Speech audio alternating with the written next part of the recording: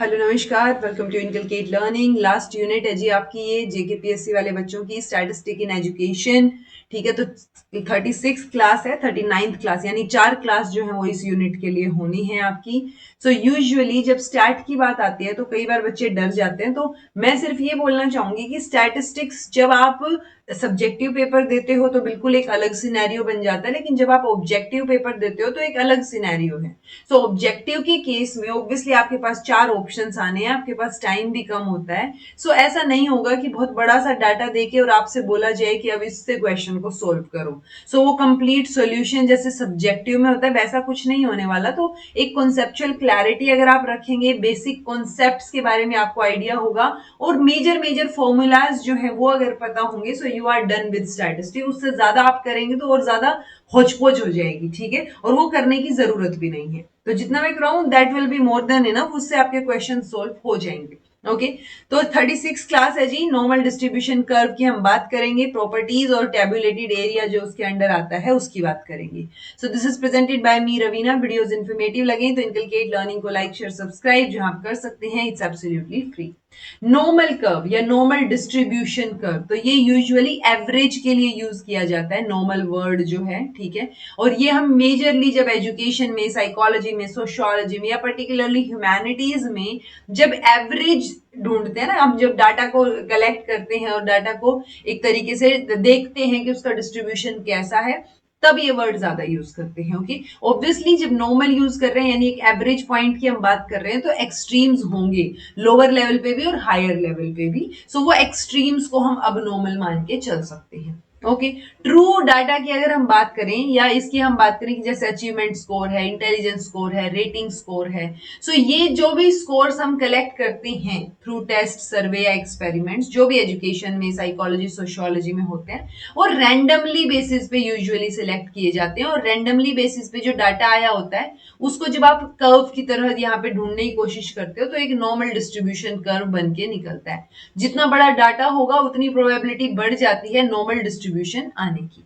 Okay, then जब ये plot करते हैं हम इस डिस्ट्रीब्यूशन को तो एक बेल शेप्ड कर्व आपको नजर आता है, और इस बेल शेप्ड कर्व को हम नॉर्मल कर्व बोलते हैं। ये लैपलेस और गोस ने ड्राइव किया था इस कर्व को इंडिपेंडेंटली, तो आप ये दो नाम याद रख सकते हो अगर पूछा गया तो। सो इस तरीके का आपको एक कर्व दिखेगा, बेल एक घंटी के शेप का कर्व है जी। यहाँ पे हाईएस्ट पॉइंट है ये कर्व का, और ये बिल्कुल average point, middle, mean, median mode ये हम बोल सकते हैं। सो जो आपका ये नॉर्मल डिस्ट्रीब्यूशन होता है या एनपीसी, नॉर्मल प्रोबेबिलिटी कर्व इसको बोलते हैं। सो इस एनपीसी में बिल्कुल बीचों बीच ये मीन मीडियन मोड बराबर रहेगा। तो ये जो है वैल्यू यहाँ पे मीन मीडियन मोड की इक्वल रहती है, बात ध्यान रखिए। ओके, यहाँ पे कुछ एक कैरेक्टरिस्टिक्स आपको इसके देखने को मिलेंगी, प्रॉपर्टीज जो हम बात करते हैं। तो ये तो पता चल गया आपको कि मीन मीडियन मोड बराबर रहेगा, हाईएस्ट पॉइंट है ये कर्व का।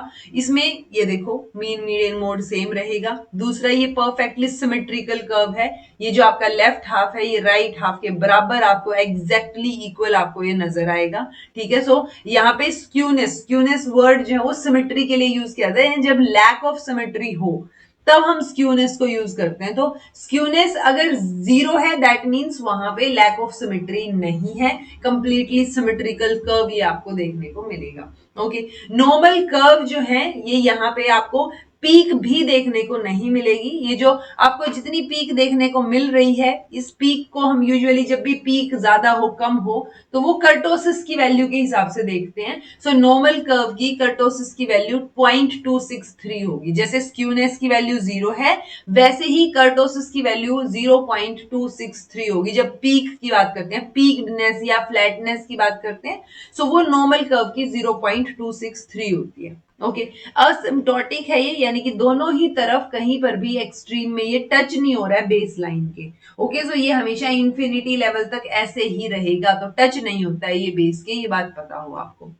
देन फर्दर अगर हम देखें तो बेस लाइन को टच नहीं करता, तो जो मीन यूज किया गया है, ये जो बीच में जो मीन होता है, इसी को हम स्टार्टिंग पॉइंट की तरह यूज करते हैं, चाहे मैं लेफ्ट में जा रही हूं या राइट में जा रही हूं, बट ये स्टार्टिंग पॉइंट रहेगा। क्योंकि यहाँ पे अगर ऐसा कुछ कर्व होता, मान लो ये है आपके पास, ये है, अगर ऐसा कुछ कर्व होता तो मैं यहां से उसकी स्टार्टिंग पॉइंट देख लेती, बट यहाँ पे टच ही नहीं हो रहा है तो स्टार्टिंग पॉइंट है ही नहीं। स्टार्टिंग पॉइंट हम मीन से लेके चलते हैं, ठीक है।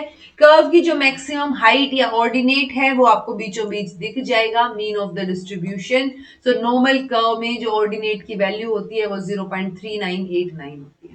Okay, to find the deviation, deviation की जब आप बात करते हो, डिपार्चर की बात करते हो, सो हम यहां से इधर लेफ्ट साइड पे या राइट साइड पे जब चलते हैं तो हम स्टैंडर्ड डेविएशन का इस्तेमाल करते हैं। मान लो मीन है यहाँ पे 10 और स्टैंडर्ड डेविएशन 20 है, दैट मीन्स 20 का फर्क आपको देखने को, मीन लगा लो 100 है, ठीक है, 20 का फर्क यहाँ पे नेगेटिव में रहेंगी, यानी ये 80 है, ये 60 है, ये 40 है, इधर 120 है, 140 है, 160 है। सो ये क्या है, ये डेविएशन जो है वो स्टैंडर्ड डेविएशन की टर्म्स में हम देखते हैं।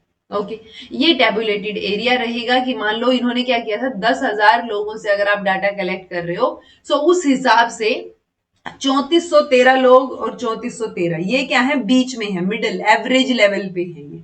ओके, देन 1359 फिर ये इधर और कम लोग, तो वो चीज आपको क्या दिखा रखी है कि इसमें कि कौन से एरिया में कितने लोग एग्जिस्ट करेंगे, उसी को हम परसेंटेज वाइज भी देख सकते हैं। जैसे इसको आप कैलकुलेट करोगे तो ये 34.13% आ जाएगा, यहाँ पे भी 34.13। तो ये आप देखिए कि लेफ्ट और राइट हाफ बराबर रहेगा, ये 13.59 हो जाएगा, ये 2.145 हो जाएगा, ये आपका 0.13 हो जाएगा। ओके, तो ये परसेंटेज है। सो एटलीस्ट आपको ये ग्राफ याद हो, उसके अंदर कैसे ये परसेंटेज आएगी वो आपको पता हो।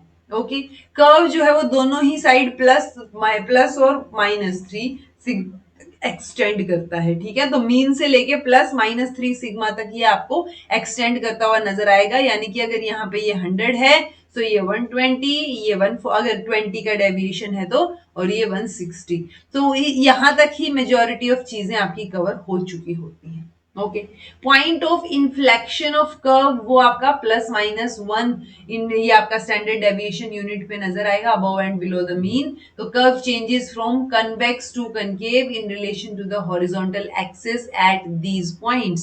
सो यहाँ पे ये जो कनकेव था, इससे कन्वेक्स की तरफ ये चेंज होता हुआ आपको, sorry, convex to concave change होता हुआ नजर आएगा।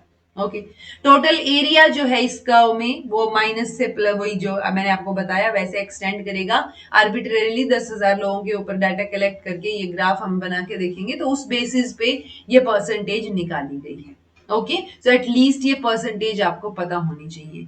सो यहाँ पे हम क्या देखना चाह रहे हैं, जो मैंने अभी आपको बताया कि 3413 केसेस जो है 10,000 में से, यानी कि 34.13 of the entire area of curve lies between mean and +1, ठीक है। और यहाँ पे क्या हो गया, मीन और -1 के बीच में भी इतने ही लाई करते हैं। ओके, कॉन्सिक्वेंटली इन दोनों का टोटल करोगे तो 68.26 जो है वो with in the limits of +1 -1 जो है वो आपको लाई करता हुआ नजर आएगा। सो ओवरऑल ये सिर्फ डाटा है, इसकी रिप्रेजेंटेशन है, ये टेबुलेटेड एरिया में क्या क्या चीजें आती हैं बस वो आपको पता होनी चाहिए, ठीक है। सो इस कर्व की जो लिमिट ऑफ डिस्टेंस है वो +-1.96 सिग्मा रहेगी, जिसमें 95% केसेस, और अगर हम 99% देखते हैं, जो हम यूजुअली जब रिसर्च की बात करते हैं और हम टाइप 1 टाइप 2 एरर की बात करते हैं तो उस टाइम पे भी हम ये चीज देखते हैं। तो ये वैल्यूज आपको याद होनी चाहिए, +-2.58 और यहाँ पे रहेगा +-1.96 सिग्मा।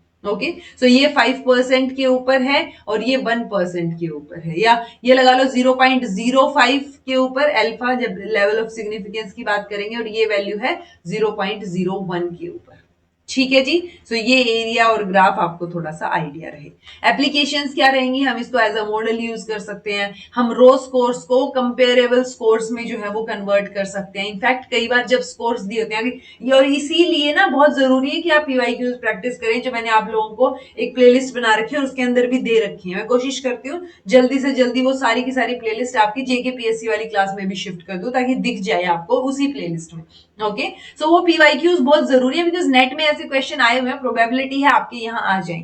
ओके, सो वो उसमें जैसे वो पूछा गया था ना कि अलग अलग सब्जेक्ट के स्कोर्स दे दिए। अब सब्जेक्ट के स्कोर में मान लो किसी में 100 नंबर का पेपर हुआ है, किसी में 50 का हुआ है, तो आप डायरेक्टली तो कंपेयर नहीं कर पाओगे, तो वहां पे फिर आप क्या करोगे, जेड स्कोर के हिसाब से कंपेयर करोगे। ओके, तो वो जेड स्कोर क्या हो गया, एक तरीके से आप स्टैंडर्ड स्कोर में उसको कन्वर्ट कर रहे हो। जेड स्कोर की क्या हो जाती है, जो आपका रो वैल्यू होता है माइनस आपका मीन और डिवाइड बाय आपका स्टैंडर्ड डेविएशन।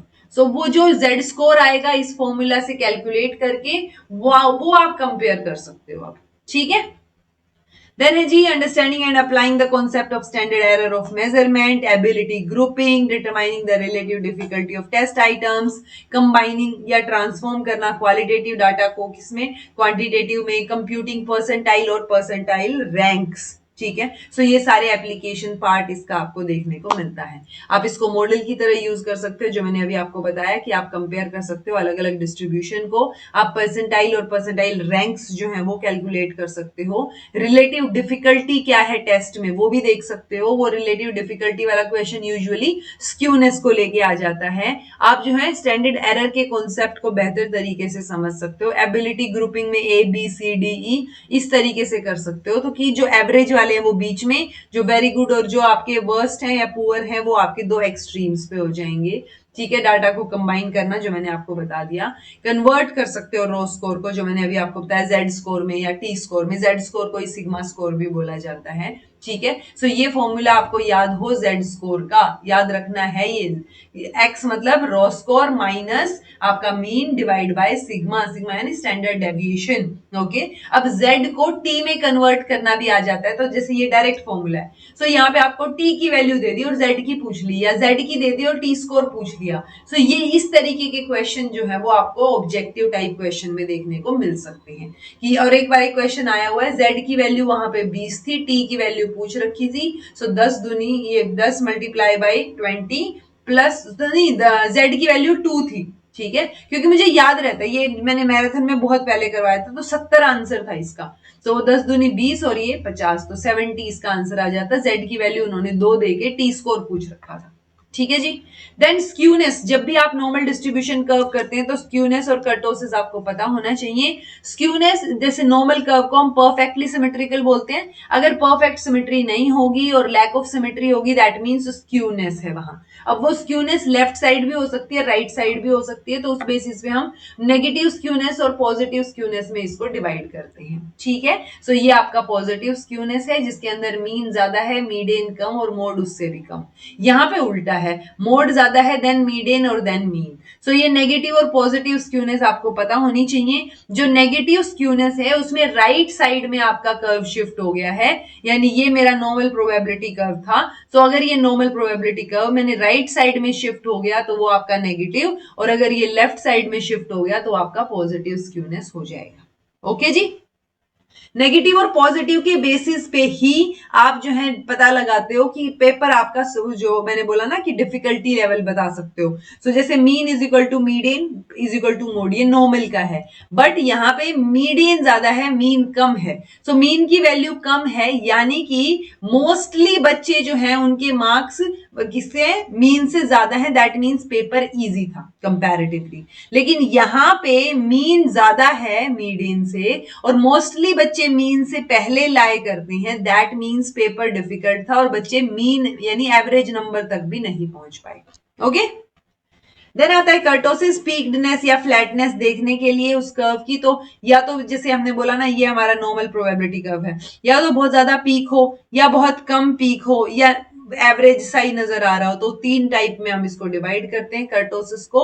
तीन कौन कौन से टाइप रहेंगे, प्लेटिकर्टिक, लेप्टोकर्टिक और मेसोकर्टिक। लेप्टो मतलब जैसे लपटें उठती हैं तो ये थोड़ा सा ज्यादा लंबा रहेगा, और प्लेटिकर्टिक थोड़ा फ्लैट रहेगा। मेसोकर्टिक आपको सम सॉर्ट ऑफ सेम सा नजर आएगा, रिजेंबल करता हुआ नजर आएगा नॉर्मल प्रोबेबिलिटी कर्व के, ओके। अब इनकी वैल्यूज कैसे कंप्यूट करोगे, हो सकता है पूछ लिया जाए, तो आप ये फॉर्मूलाज ध्यान रख सकते हो। अगर ये फॉर्मूलाज ध्यान रहेंगे तो इस इंफॉर्मेशन से आपका क्वेश्चन सोल्व हो जाएगा, ओके। ये स्क्यूनेस का फॉर्मूला है, अगर मीन, मीडियन और स्टैंडर्ड डेविएशन दिया हुआ मिले तो, या परसेंटाइल रैंक, अगर आपको परसेंटाइल दे दी कि 90th परसेंटाइल ये है, 50th ये है, तो उसके बेसिस पे भी आप स्क्यूनेस निकाल सकते हो। देन ये कर्टोसिस का फॉर्मूला है जिसमें quartile deviation divide by 90th minus 10th percentile, okay.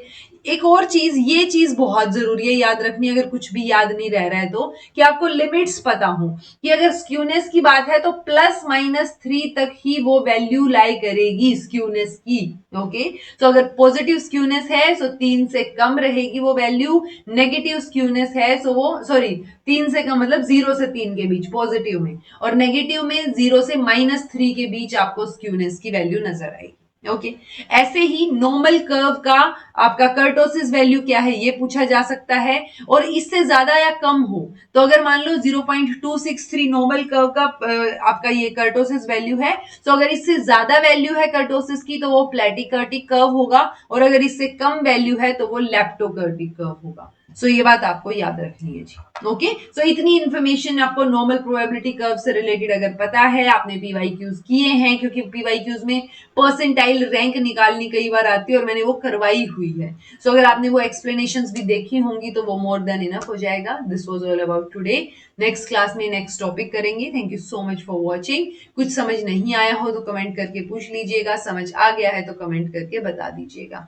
अच्छा, एक और चीज, चूंकि लास्ट में आ गई हूं तो जिस बच्चे को देखना है वही आगे देख सकता है। एक बच्चे ने, मैंने क्योंकि मैंने अभी अभी कमेंट देख लिए थे क्लास से पहले, तो वेरिएबल को बोला उन्होंने कि मैम एक्सप्लेन करके बताओ एग्जाम्पल के साथ। वेरिएबल इज लाइक, मान लो मैं एक रिसर्च करना चाह रही हूं, उस रिसर्च में मैं देख रही हूं कि 10th क्लास के बच्चों का मुझे इंटेलिजेंस लेवल, ठीक है, इंटेलिजेंस या आईक्यू लगा लो, इंटेलिजेंस कोशेंट और क्रिएटिविटी, इसमें रिलेशनशिप देखना है, या मुझे इंटेलिजेंस कोशेंट, क्रिएटिविटी और एकेडमिक स्कोर, यानी मार्क्स लगा लो सीधे सीधे 10th क्लास में, तो वो एकेडमिक स्कोर। सो मैं इनको कंपेयर करना चाह रही हूं। सो ये मेरी स्टडी के लिए मेरे 3 वेरिएबल्स हो जाएंगे। एक आईक्यू जो कि ऑब्वियसली सेम नहीं होगा, हर एक बच्चे का अलग अलग होगा, क्रिएटिविटी लेवल सबका अलग अलग होगा, और एकेडमिक स्कोर सबका अलग अलग होगा। सो वेरिएबल मतलब जो चेंज होता है, वेरी होता है, और मुझे अब उसको देखना है। ठीक है, सो मान लो मैं एकेडमिक स्कोर जो 10th क्लास में उनके मार्क्स हैं, उस बेसिस पे मैं उसका क्रिएटिविटी लेवल या उससे कंपेयर करना चाह रही हूं उसके आईक्यू को। सो एक चीज मान लो, एकेडमिक स्कोर जो है वो इसके अंदर कांस्टेंट रख लिया मैंने, कि ये एक बार जो नंबर आ गए वही वाले हैं, और उस बेसिस पे अब मैं आईक्यू या क्रिएटिविटी देख रही हूँ।